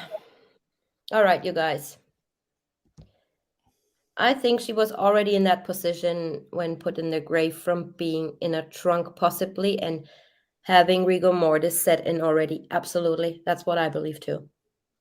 She was buried in that position because she was already in rigor mortis and he couldn't, lay her out straight, and it would have had to have waited 4 days to try and do that, or 3 days, whatever it is, 72 hours, and obviously didn't have that time, and she was definitely, put into that position in a vehicle. Well, what I can tell you for certain, in my opinion, he had help and there was a plan. These are the two things I know for certain. Who did what? I'm unsure of, and I'm not ready to give a final conclusion yet. I have to look further and deeper into things, but I'm off with that thought that he wasn't capable of doing anything. I already dismissed that thought. Yes. Yes, the guy was a loose cannon. He held in so much for so many years. I think he just wanted to be with NK, and that's all he was thinking about. He needed relief. Yes, that's what I think too. Then the money issues and just everything came down. The roof caved in totally. Then also to mention Nutgate, also a big thing that Huge. put Shanann in a position where I think that was her death sentence. I think that was the final thing for him. Him thinking she puts a wedge between him and his parents, and he loves his parents, But then on the other hand, if he loves them so much and trusts them so much, why don't you tell the truth, at least to Ronnie and Cindy, for God's sakes? Especially his mum, because Yeah. she's wanting answers, and she's actually wanting answers more right now than she actually ever has. Okay? Ever. Yeah. Did CW really know how bad the finances were, though? I don't think he did. I think he did know 75% of what was going on. When he wasn't allowed to spend $67 of his own money, I'd get a bit cranky too. You know what I mean? Like, yeah. Yeah, and they got $10,000 from his 401k the month before, like in April or May, or May. they took Yep. it out. So she tells him that's the money for the mortgage. Catch up with the loan. Yes. So after the murders, he finds out that she did never pay the mortgage with that money he took out. So where are the $10,000? Asking for a friend. Where is it? Well, Cindy had a hip replacement about 6 or 7 weeks ago. She's been getting physiotherapy, and her hip has never felt better for years and years and years. Good. All right. So that's a wonderful piece of news about Cindy's hip and her health. But she has aged considerably in the last 4 years, and she's nowhere near the person she actually was. Not even close, apparently. She was always happy, smiley, bubbly, and now she's just a traumatized mess. And she does truly need psychological guidance, well and truly. Yeah. And hopefully we're going to get her on that path, or at least attempt to help her get there, because she's got a lot of family around her that truly love her and want the best for her. And Ronnie just gets on with life and does what he does, and he looks after his beautiful bride. So hopefully Cindy can start to heal properly, and hopefully she will get some help. That's really what she truly does need. The strength Ronnie has is It's beyond me. It's it, like it is it's amazing. crazy. Like Yep. this man is this man is just always up, always, working, and it's absolutely fantastic. He's always guy. working. And Yeah. yesterday I contacted him and sorry, Dave, I missed your message. I was out in the garden doing stuff. Like, oh, okay. Yeah, He just works 10 hours a day. yeah, And then he does. Saturday morning, 7 o'clock in the morning, he's out in the yard doing things. At his Ridiculous. age, Yeah. Yeah, he's about 18 months away from retirement. Yeah. He should rest and play golf. Yes, he should. All right. I think that is part of the reason the office looked as it did. He started searching all the shit hidden from him. Yeah, possibly. Or he was looking for where the money is.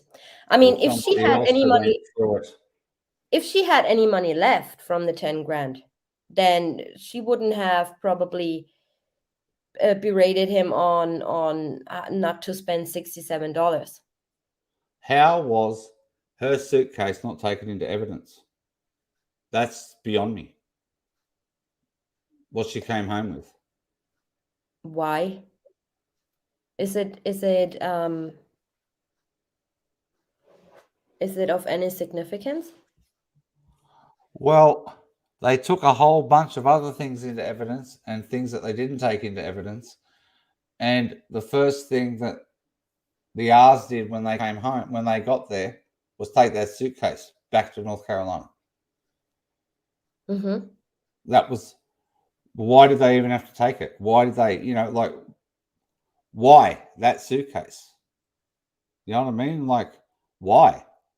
There was absolutely no need for that to actually go anywhere at all. And it was the one thing they took when they eventually got to Colorado. Mm-hmm. Is there actually a paper trail showing that 10,000 was taken out? Well, yes, you don't see it publicly, but they pulled the information because they thought that the motive was money or insurance money. Law enforcement looked at this side of the case as well, and then they found that he took that out. And he said it as well. Because he thought that this was paid, and he was quite shocked to learn that she did not pay the mortgage. And then on top of that, her car insurance, the girls' kindergarten or school or whatever. Yeah. And the new mortgage for August, I believe, or September as well. Well, that was coming out on the 14th or whatever it was. It was like due to come out. Everything was coming out that Yeah. week, Yes. And don't get me wrong, but I cannot afford the peanut butter on my sandwich, so why would I plan a friggin' trip to Aspen? Exactly. And Aspen's like the dearest place in Colorado to go and stay. Yeah. Even in summer, it's dear. Yeah. We should go there. We should. All of us. We can. We can. We can. Now I know where I'm going and what I'm doing. We can. Nothing's too far away in Colorado. It's actually quite a small state. It is, yeah. It actually is. Montana's just up the road. Shanann planned it and booked it. Why would he? This was quite some time on my mind, and I wanted to ask you guys.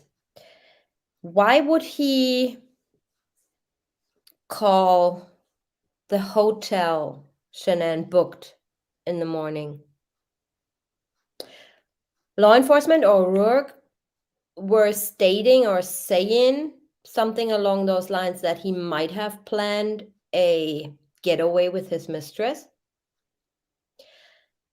But that was before they found out that actually Shanann booked it.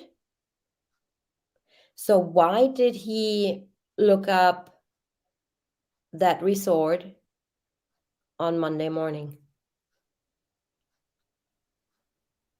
Maybe he was planning a plan on taking someone else there instead.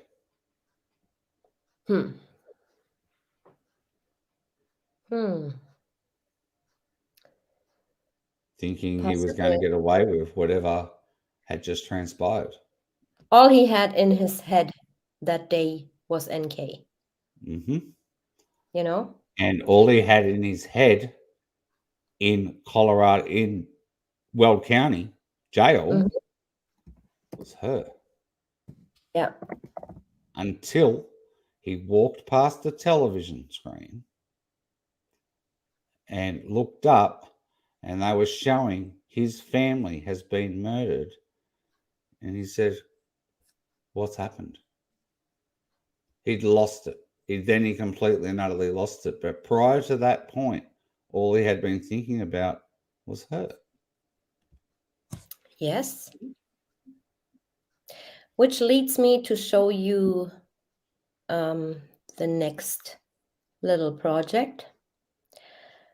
For quite some time, I was thinking about Chris Watts' state of mind and why he did certain things and in what order. And I came across a long time ago that, in my opinion, there must be a connection between taking pictures of sunflower fields, taking pictures of oil sites, like the grassland on oil sites, and the song Battery. For me, and I also researched on Google, Metallica themselves, they saying it has nothing to do with killing anyone, and it has nothing to do with an actual battery like oil tank, and it has nothing to do with batter someone to death or whatever, right? They are saying, or they have given a statement years ago saying they made that song for everyone to put their thoughts into, like they can think of that song whatever they want, because it comes in various when people basically can think of that song whatever they want to think of that song, right? Yeah. So she asked him to look that up. He sends her sunflower pictures of oil batteries, land, and all that. And like I said, in my humble opinion, I think there is some sort of connection. Hold on, I'm gonna stop. No, Lily. Does Chris have evidence from his defense team, including the actual full discovery? No, he doesn't have it. He doesn't what? Have the full discovery. Well, didn't he say he had it? No, he doesn't have the full discovery. He can't have it because a lot of it's on digital file, and they don't give him USB sticks. Oh, he can get it on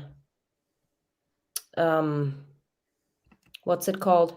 On photos and stuff. And also, if it's legal stuff, he can actually have access through the what is it called? The legal advisor every prison has. Yes, So I know what you're talking about. if that guy shows him stuff digitally, he can. Okay. Yeah, music, Tiger, you're right. Music is a matter of interpretation. Yeah, there's many ways you can take certain songs. Interpretation. That's the word. Thank you, Yeah. Tiger. Yeah, I'm one for, I interpret music many different ways, and I've interpreted music into the Watts case, and that's something that I think I'm pretty good at doing, and Yeah. and helping it make reason, like giving music another outlet in this case. And music can be taken many different ways, and that song Battery could be used 1,000 different ways. It's not purely because, with the case, it looks like pure motive, but Absolutely. it could mean something completely different to Chris and NK. Yes, but what I'm thinking is it has a special significance for them. Something is going on that has a special meaning to them, right? And I wanted to show that cover real quick. So this is the cover of Metallica's Battery. Okay? The album is called Master of Puppets. This, for me, resembles him being a puppet, or him trying not to be a puppet anymore, right? I probably talk gibberish, but I'm talking to my psychiatrist a lot about this case, and she just gives me some tips on what could have, what if, stuff like that. Hopefully she rolls her eyes at you. She does all the time. Good. She just says, promise me you're not gonna get lost in this, and think about yourself first. And I always promise her, and then she's fine. All right, so crosses on a string, right? And a field. I think this has some significance to them, especially to Chris. And the sun's shining on it. Yeah, and that NK asked him to look that up Monday. Was it probably to, boost his confidence a little bit? To say, well, I'm not gonna play that song, but if you listen to it, it really is a heavy song. Like, it gives you, power, I would say, or confidence to do certain things. Was that the reason she asked him to look that up? I don't know, but to me, it's really weird. And I think it had significance to them. Just a little observation. It is intense. Yes, sugar beet. More like a marionette. Yeah, absolutely. It indicates to me that she wanted him to be at a certain state of mind, if that makes sense. I know I'm not making sense anymore. It's way too late for me. But you get the overall picture I was trying to explain. Don't you? Hopefully. All right, you guys. It's very hard not to get lost in this. Oh yeah, absolutely. You know, every spare second I spend looking into that case. It's like people are saying, what more is there to investigate? Well, every time we re-listen to an interview, every time we see footage, we find something new that we never heard before. And You know? I listen to them all the time, as everyone knows. I bore you Yeah, all you to are death. the interview master. Yeah, I just play them over and over, and people say, "Why do you keep playing them?" Because you Yeah, hear something for the absolutely. first time again. It is for the first time you'll hear it. You're actually going to hear it, and Yeah. it's like, oh my goodness! Like I just did a thing on NA where I've been talking about her for weeks and weeks and weeks, and her son, and then it all made sense yesterday when I played the interview. It Yeah. all came together. And there were so many things that had been missed in the past that all came together yesterday. And Mm-hmm. hopefully it'll be back up in the next 36 hours. Yeah. That does make sense. NK was putting thoughts into CW's head constantly. I think so too. Good night, all. I truly do. I'm not always making sense, GC, but Oh, thank no, you. it doesn't. I can I assure just you. want the truth. I just want the truth. I want, you know. Before this live, TJ was talking nothing but gibberish. I can assure you all. Oh, sorry. I slept for like Gibberish. 12 hours and I woke up and I'm like, no!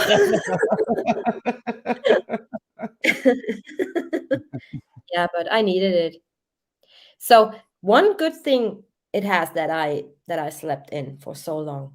I'm gonna be up all night and all morning to investigate even further So because now, my brother is asleep. so Yeah. now it looks like Dave might have to do a live stream on something. Now? Maybe. Oh yeah, I come Maybe. on your panel, no problem. I'm awake. Yeah. I'll just have to All right. figure out what to do it on. Yeah. Oh, okay. So I've got an Hi, email. Ali. All right. Your husband's watching Stranger Things. You know what? I did not get the chance to come beyond episode 1. I want to though. I want to.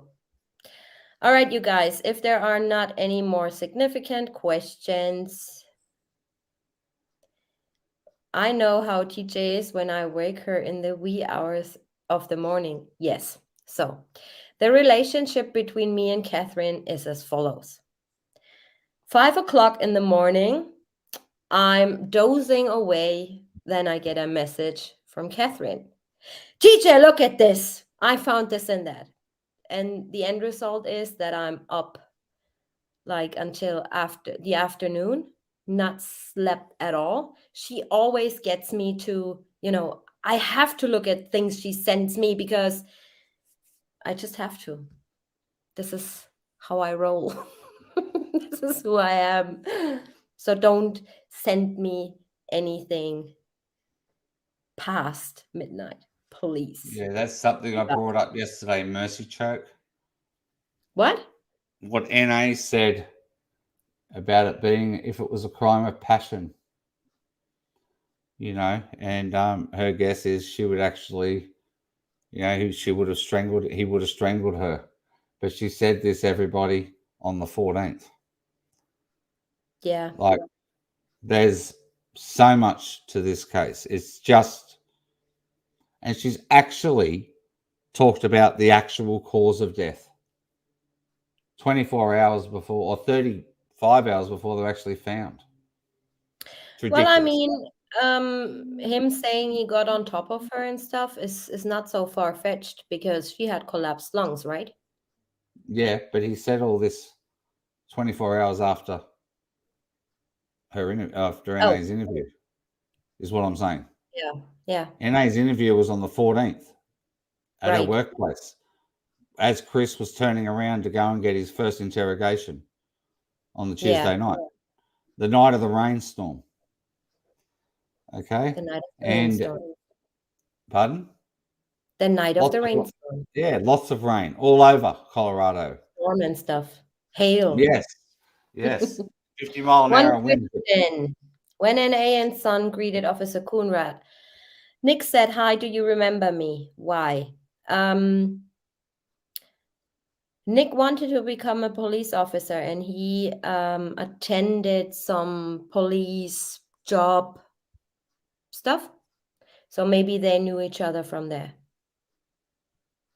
Well, Just a he's thought. learned how to do lots of covering up in this case, so he was actually he would make a good officer in the state of Colorado. In the state of Colorado, yes. Anywhere else, no. Or Wisconsin. Okay. Maybe. Right, you guys. Yeah, then I think we're gonna call it a night or a day. Maybe Dave is going live, then I would be more than Maybe. happy There's no promises, everyone. That's a to maybe. join for discussion. Maybe he's going live. Correct.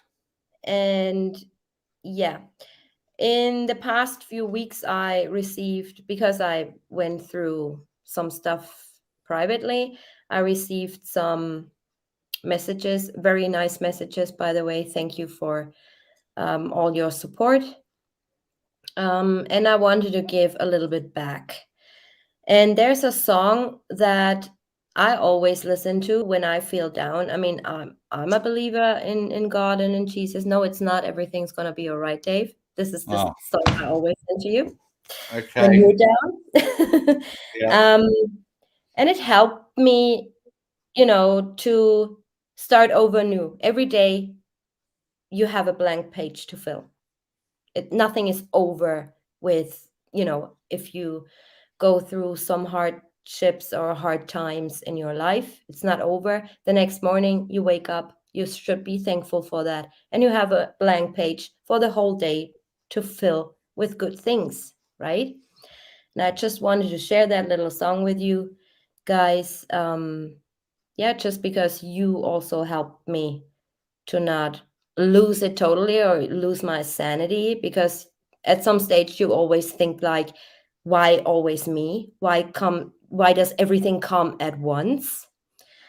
So yeah, and like I said, this gave me a little bit hope, and I'm always listening to it when I feel down.